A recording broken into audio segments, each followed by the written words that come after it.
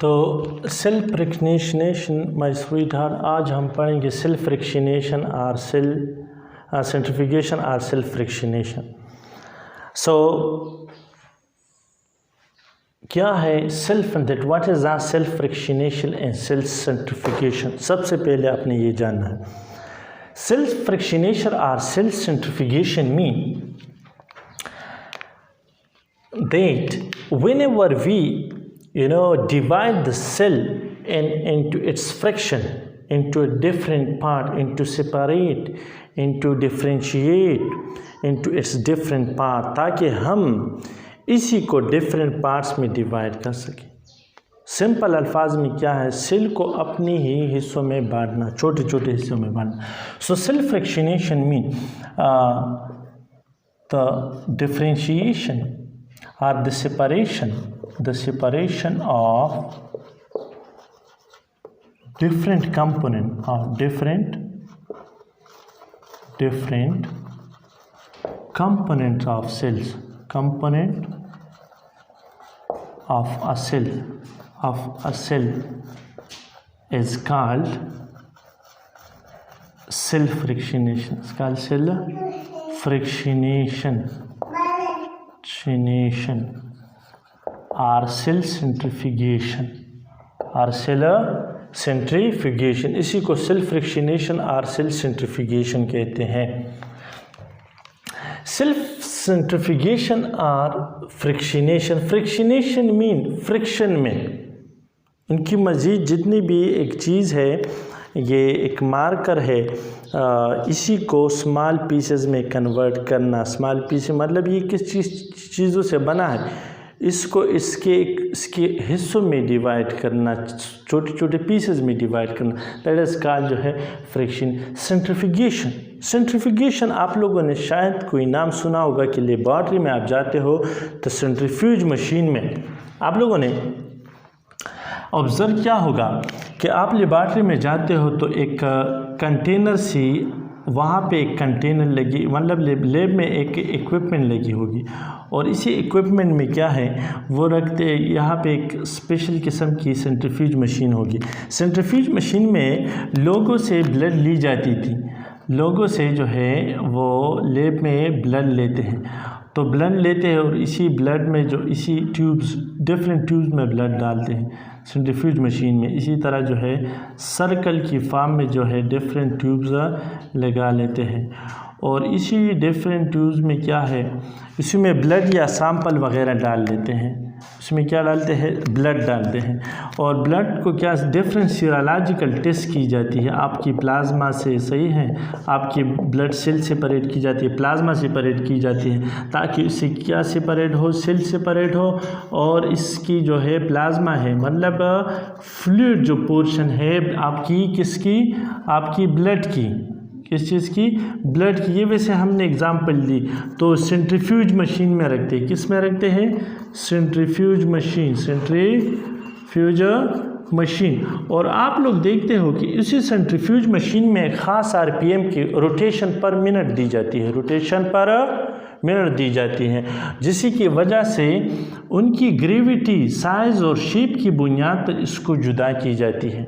कितना हेवी है कोई पार्टिकल, कितना लाइट है। जब हेवी होगा तो आसानी से बॉटम में प्रिसिपिटेट होगा मीन के बॉटम में बैठ ही जाएगा, और जो लाइट होगा तो ऊपर की तरफ जो है कोशिश ही करेगा और ऊपर ही आएगा। सुपरनन उसे हम बोलते हैं, क्या, सुपरनन। तो इसी टेक्निक पे हम इसी को जुदा करते हैं। तो सेंट्रीफ्यूज मशीन एक करती है मीन कि ये सेपरेट करती है साइज़ की बुनियाद पे, शेप की बुनियाद पे, वेट की बुनियाद पे, सही है।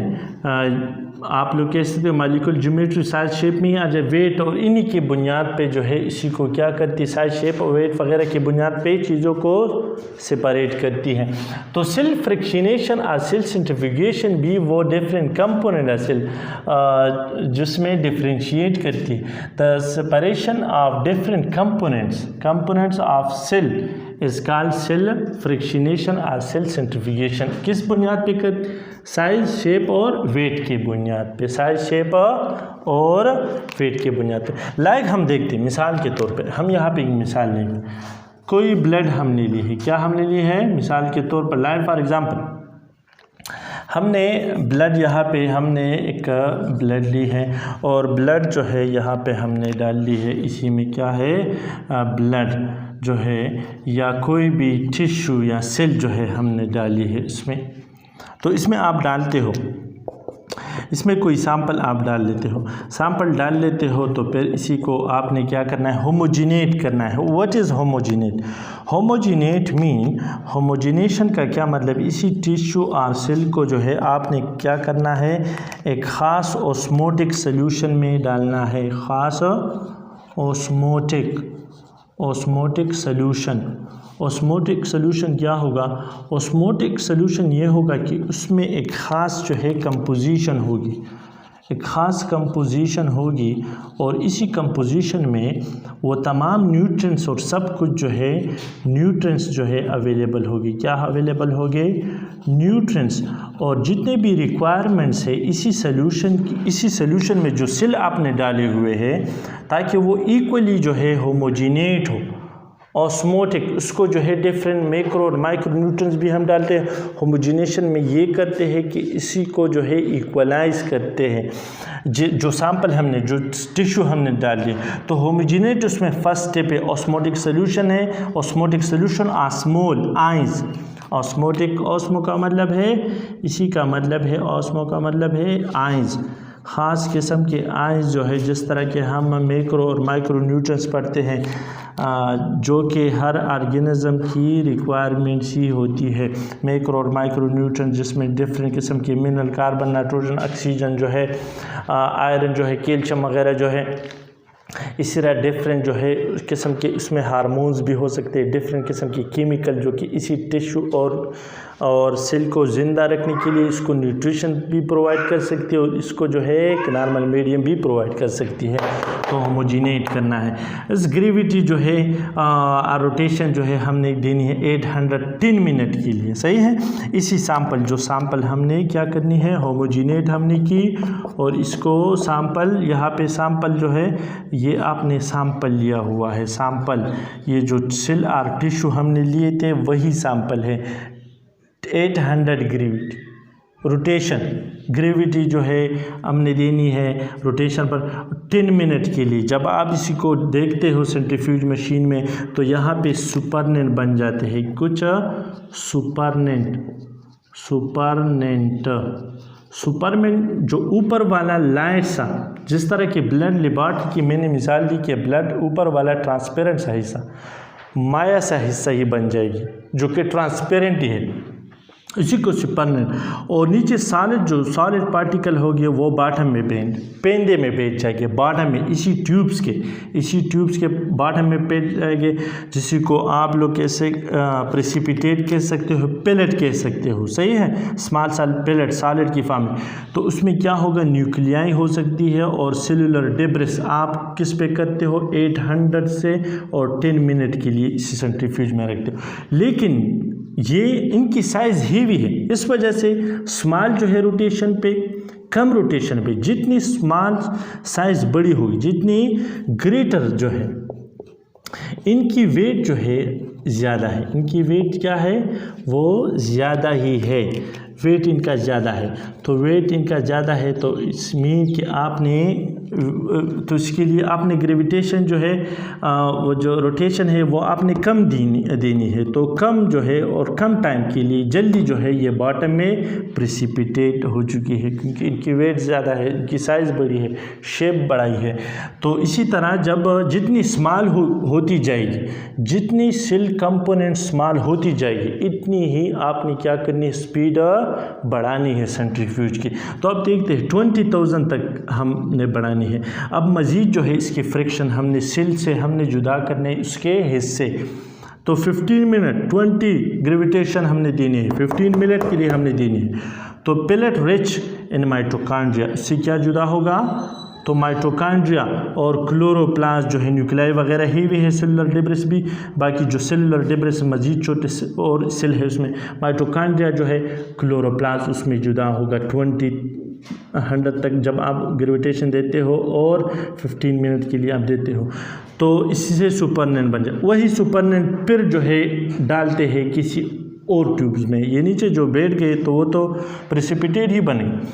तो 1 लीग जो है ग्रेविटेशन हमने देनी है रोटेशन सेंट्रीफ्यूगेशन मशीन में, तो 60 मिनट के लिए हमने देनी है। तो pellet rich in plasma membrane, we obtain pellet rich in plasma membrane and inner membrane like the membrane of other organelles or inner जितने भी membrane है, न्यूक्लियर membrane जो भी है, बाकी जितनी मेम्ब्रेन, तो इसी में पेलेट में ये जुदा प्रेसिपिटेट में बेच जाएंगे, जैसे हम pellet rich and plasma membrane और इनर मेम्ब्रेन।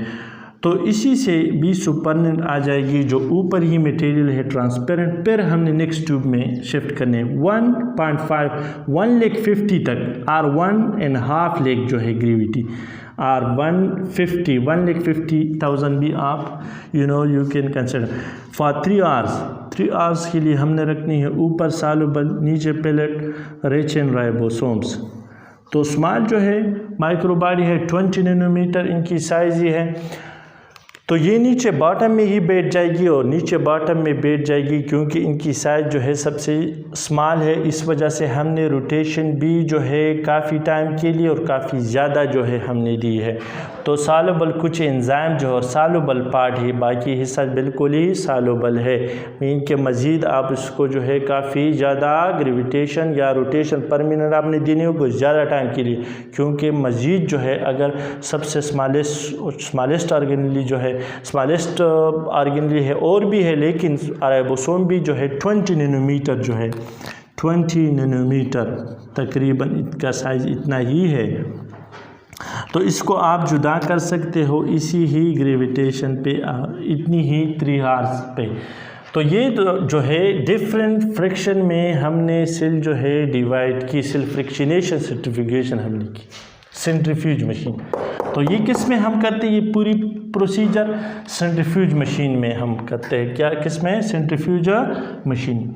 इसके सिंपल में आप लोग एक बात बता दूँ, एक बात इम्पोर्टेंट है। अक्सर ये मैं आप लोग बस तो मैं बता दूँ, अक्सर जो मंग दगको मस्त मंग दगको दही जो है सही ना, उसी को हम डालते हैं ख़ास किसी बाल्टी में डाल देते हैं, और इससे हमने जो है बटर जो है वो जुदा करनी है। उससे हमने लेट सपोज लस्सी बनानी है, तो लस्सी उसमें आप एक रोटर डालते हो, रोटर के ज़रिए से आप इसको जो है शेक करते हो। तो शेक करने के साथ बटर जो है मक्खन ऊपर ही आएगी, जो लाइट पार्टिकल और जो हेवी डेंस पार्टिकल है वो नीचे की तरफ। तो इसी तरह आप इसी दही के डिफरेंट फ्रैक्शन को आप जुदा कर सकते हो। तो यही मिसाल इसी तरह सेंट्रीफ्यूज मशीन जो है ये भी करती है, और जिसको साइज़ और शेप ये इम्पोर्टेंट है। तो इसी के बुनियाद पे जो है ये नीचे की तरफ बैठ ही जाएगी डिफरेंट उसकी पार्ट। तो सेल सेंट्रीफ्यूगेशन में हमने क्या पढ़ा, आज हमने क्या सीखा, हमने ये सीखा, और इसी टॉपिक का मकसद और मतलब ये है कि हम इसको हम क्यों पढ़ते, इसको इस वजह से पढ़ना ज़रूरी है कि अगर आपने सिंगल राइबोसोम स्टडी करनी है तो आपने क्या करना है, तो इसी राइबोसोम को पूरी सेल में तो स्टडी नहीं कर सकते, आपने इसको सेपरेट करना है, इसकी कैरेक्टरिस्टिक आपने पढ़नी है, फीचर इसने पढ़ना। माइटोकॉन्ड्रिया आपने पढ़नी है, तो माइटोकॉन्ड्रिया को आप जब तक सेपरेट नहीं करोगे तो ये it's difficult to find its own and specific distinct features of mitochondria। तो इस वजह से क्लोरोप्लास्ट को अगर आपने पढ़ना है प्लांट्स के सेल में, तो आपने क्या करना है, तो आपने क्या करनी है, सेल्फ फ्रिक्शनेशन सेंट्रीफ्यूगेशन करनी है। तो ये काफ़ी इम्पोर्टेंट है। एक सेल की हर ऑर्गेनेल की हर पार्ट की जो है आपने स्टडी करनी है डिटेल में। क्योंकि जब आप डॉक्टर बनते हो तब आपको अंदाज़ा होगा कि हर पार्ट जो है, हर पार्ट की कितनी ही इम्पोर्टेंट है, और हर सेल की हर पार्ट, और पूरी बॉडी की, और हर ऑर्गन और टिश्यूज़ की, और पूरी जो है सिस्टमिक लेवल पे, तो हर चीज़ जो है इम्पोर्टेंट है। अगर आप माइक्रो लेवल पे समझते हो इन चीज़ों को, तब जो है हायर स्टडी आपके लिए ईजी होगी। So self fractionation, self centrifugation की एक टेक्निक जो है हमने पढ़ी, होपफुली कि आप लोगों को समझ में आ चुकी है। फिर भी अगर आपको समझ में नहीं आ चुकी है, दोबारा वॉच कर लें। तभी अगर आपको समझ में नहीं, किसी कन्फ्यूजन है तो कमेंट्स कर सकते हो, मुझसे पूछ सकते हो।